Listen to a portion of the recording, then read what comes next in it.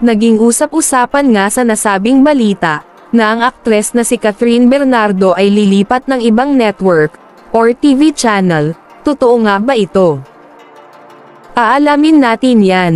Ngunit bago ang lahat, kung hindi masama sa inyong kalooban, mag-subscribe ka para lagi kang updated sa mga trend, at pa-like and share na din hehe. May isang network na nag-offer kay Catherine na lumipat dito.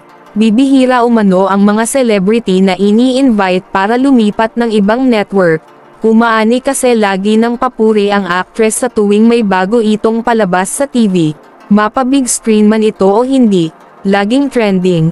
Ayon pa sa balita, ang nasabing network ay nag-o-offer pa ng mas mataas na talent fee kay Catherine.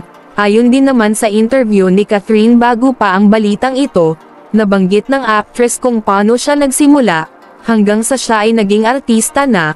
Para bang may gusto siyang iparating, nang sinabi pa ni Catherine sa interview na, malaki raw ang kanyang utang na loob sa mga tumulong sa kanyan bago siya naging sikat, kaya kung bibigyan daw siya ng pagkakataon na lumipat ng ibang bahay, ay kung gaano daw siya ka-loyal kay Daniel, ganon rin daw siya sa kanyang trabaho. Kaya naman dito palang nakakuha na ang mga fans ni Catherine ng kasagutan sa kanilang mga katanungan, kung sakali ano rin kaya ang magiging desisyon ni Daniel Padilla kung lilipat si Catherine.